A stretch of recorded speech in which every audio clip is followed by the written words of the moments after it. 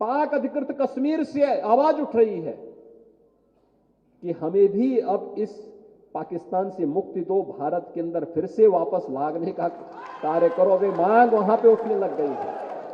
UP के CM ने एक स्टेटमेंट दी है। उन्होंने कहा है कि आज़ाद कश्मीर जो है वो इंडिया के साथ इल्हाक करना चाह रहा है। पाकिस्तान जो है वो आज़ाद कश्मीर को डिज़र्व नहीं करता, क्योंकि बैंकरप्ट पाकिस्तान रोटी के लिए लड़ रहा है, मर रहा है। तो आज़ाद कश्मीर को इंडिया के साथ इल्हाक कर लेना चाहिए, इंडिया के साथ मिल लेना चाहिए। ये क्वेश्चंस जो है बड़ी तेजी से वेस्टर्न मीडिया में बड़े पॉप अप हो रहे हैं। और क्या इंडिया जो है वो क्योंकि India is already a global power, इसमें कोई दो राय नहीं हो सकती। It is already a major power. India is the fifth biggest economy in the world. It's a nuclear power. आप क्या कहेंगे, क्या कश्मीर इंडिया के साथ मिल जाना चाहिए? देखें जी, कश्मीर को तो इंडिया के साथ मिलना चाहिए ऑब्वियसली। हमसाया मुल्क मैं नाम ले लेता हूँ इंडिया का। आप इंडिया को देखें ना सर, वो आपकी आने वाले टॉप 2-3 इकोनॉमीज में से एक इकोनॉमी बनने वाला है। मुझे ऐसा लगता है अल्लाह ना करे कल को हमने उससे कर्जा मांगने जाना करना है, जिस तरह से वो ग्रो कर रहे हैं और हम पीछे जा रहे हैं। आपको पता है आज़ाद कश्मीर के लोग पाकिस्तानियों से कितनी नफरत करते हैं। वो कहते हैं कि आप हमारे नाम पर इतना पैसा खा रहे हैं, आप हमारे नाम पर सियासत कर रहे हैं, हमारे लिए आप लोग कर क्या रहे हैं?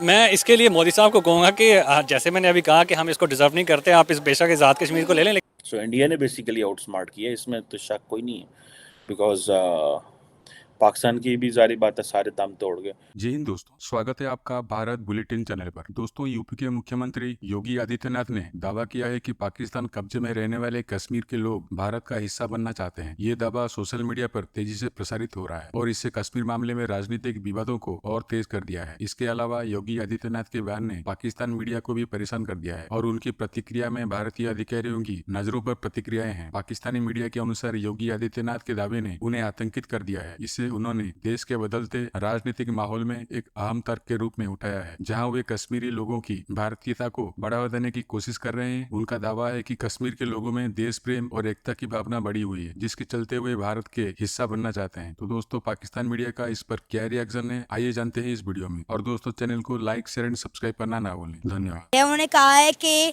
आज़ाद कश्मीर जो है वो इंडिया के साथ इल्हाक करना चाह रहा है। पाकिस्तान जो है वो आज़ाद कश्मीर को डिज़र्व नहीं करता, क्योंकि बैंकरप्ट पाकिस्तान रोटी के लिए लड़ रहा है, मर रहा है। तो आज़ाद कश्मीर को इंडिया के साथ इल्हाक कर लेना चाहिए, इंडिया के साथ मिल लेना चाहिए। क्या कहेंगे आप? मैं इसके ऊपर होनेस्ट रिव्यू दूंगा, कोई मैं किसी का साथ नहीं दूंगा। मैं बेशक मैं पाकिस्तानी हूँ। होनेस्ट रिव्यू ये है कि हम आज़ाद कश्मीर को वाकई हम डिज़र्व नहीं करते। ठीक है, जैसे हमारे मुल्क के हालात हैं, जैसे हमारे मुसलमान हो चुके हैं, ये सिर्फ पॉलिटिक्स की बात नहीं है, पॉलिटिक्स से नीचे भी हमारे मुसलमान जैसे हो चुके हैं ना। मैं इसको बेशक इंटरनेशनली अपने मुसलमानों के लिए बात कर रहा हूँ, लेकिन अफसोस है, दिल में दुख है कि जैसे हम मुसलमानों को होना चाहिए था वैसे नहीं है। तो बेसिकली हम आज़ाद कश्मीर को डिज़र्व नहीं करते और हमारे पॉलिटिक्स तो वैसे ही अपने जायदादों के लिए लड़ रहे हैं। सवाए इमरान खान के उसके अलावा तो बाकी सारे आपके सामने है कि इस्टेब्लिशमेंट क्या कर रही है, आपके सामने पीडीएम क्या कर रही है। सारे जो है, सारी दुनिया, पाकिस्तान जो है वो इमरान खान के साथ जो है वो क्या जुल्म और सितम कर रही है। तो पाकिस्तान तो हो चुका है डिफ़ॉल्ट। तो बाकी ये इंटरनेशनली ऐलान ना करें वो अलग बात है। तो वैसे हम डिज़र्व नहीं करते, ये इंडिया ही डिज़र्व करता है। मेरे ख्याल से उनको ही दे देना चाहिए कि शायद वो उनको दे दिया जाए तो उसके लिए कुछ बेहतर सोच सकें। आप जम्मू कश्मीर देख लें कि इंडिया किस तरह से जम्मू कश्मीर में डेवलपमेंट कर रहा है, और जम्मू कश्मीर श्रीनगर में जिस तरह उन्होंने कामयाबी के साथ G20 की मीटिंग करवाई है, वो सब आपके सामने। इंडिया हर तरफ से कामयाब हो रहा है। अगर उसने G20 की वहाँ पे करवाई है मीटिंग, तो वो ऑफ कोर्स इसमें कामयाबी हुआ होगा। तो मेरा बेसिकली पॉइंट यही है कि हम इसको डिज़र्व नहीं करते और उनको दे देना चाहिए। क्योंकि मैं तो वैसे ही जो है मोदी का फ़ैन हूँ, क्योंकि वो चाय वाले से एक इतनी बड़ी कामयाबी हासिल करना ज़िंदगी में, ये बहुत बड़ी मोटिवेशन है उसके इंडियंस के लिए भी और बेशक हमारे लिए भी। बेशक वो हिंदू है, लेकिन हम जो मेहनत करने वाला इंसान है हमें उसकी कदर करनी चाहिए। तो आई थिंक सो कि अगर वो इतना काबिल इंसान है कि एक चाय वाले से कहाँ पर पहुँच सकता है, तो वो किसी भी कंट्री को वो एक अच्छे मुकाम पे लेके जा सकता है। क्योंकि India is already a global power, इसमें कोई दो राय नहीं हो सकती। It is already a major power. India is the fifth biggest economy in the world. It's a nuclear power. दुनिया में सिर्फ 9 nuclear powers हैं. India is one of them. It has a huge army, huge resources वगैरह. Or it is the most populous country in the world now, तकरीबन, you know. Exactly. So population wise India is going to grow. India is going to be a major power. इसमें कोई शक की बात नहीं. The सवाल ये उठता है, will it be number 1 or not? Yeah. या मेरा बायस अब जाहिर हो जाएगा. सवाल उठता है when it will be number 1.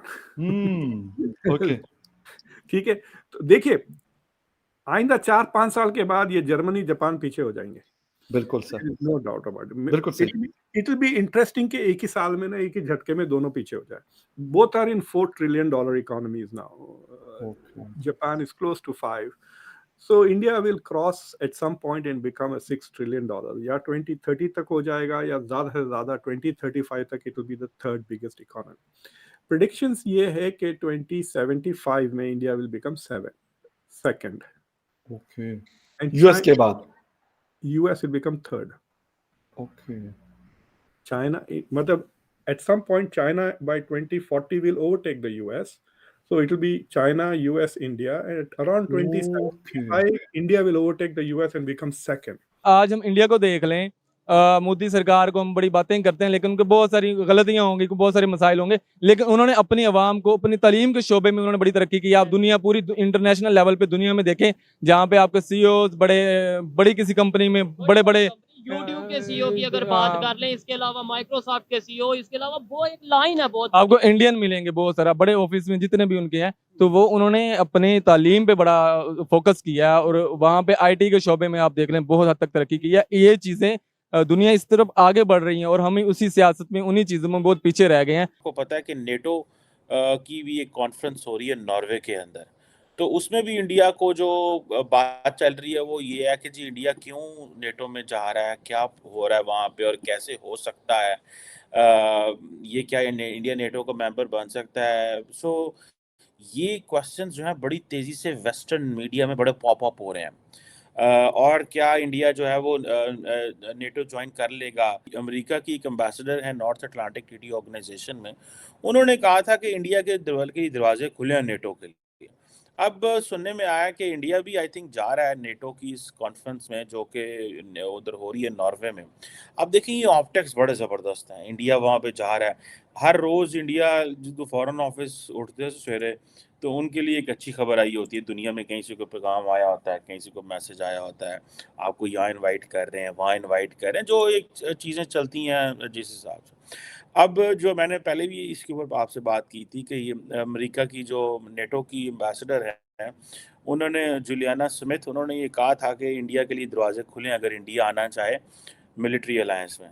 यही बहुत बड़ी चीज़ है. तो द क्वेश्चन इज़ कि अगर इंडिया को मेंबरशिप ऑफर करते हैं तो यकसर खित्ते में सिचुएशन बदल जाएगी. पाकिस्तान बिल्कुल कॉर्नर हो जाता है इससे. और जब पाकिस्तान कॉर्नर होता है, वो देखें अगर India for example gets into a military alliance with NATO, तो ये तो चाइना के लिए बहुत बड़ा खतरा है. तो ये भी एक चीज़ है कि भाई इनका तो एक मिलिट्री कोऑपरेशन है, तो ये आप देखें ना, ये सारे के सारे मुल्क इकट्ठे हो जाते हैं. अब इंडिया फॉर एग्जांपल जो है वो सारी बात है एक साउथ एशियन मुल्क है. G7 में जब बात चली कि जी G7 में वो क्या नाम है उसका, इंडिया को लिया जाए, तो सुनने में आया कि इटली एंड फ्रांस की रिजर्वेशन थी कि ठीक है हमारा वो पार्टनर ज़रूर है. पाकिस्तान के लिए ये बहुत बड़ा चैलेंज है. भाई हमने तो सारी ज़िंदगी हमने तो काम ही कोई नहीं किया सिवाय इंडिया को के वाले से. सो हमने क्या करना है और क्या नहीं करना, आइंदा हमारे साथ क्या होगा अगर फॉर एग्जांपल इंडिया नेटो, तो क्या चाइना हमें कुछ ऑफर करने जा रहा है या चाइना नीरियाँ सानों यही गल्लां सुनदियां में जनाब कर्जे ही कर्जे ना. देखिए मैं तो जिसे वो कहते हैं ना, मेरी तो ये बड़ी रीडिंग है कि इस वक्त वेस्ट ने पाकिस्तान को किसी ना किसी तरीके में कॉर्नर किया हुआ है.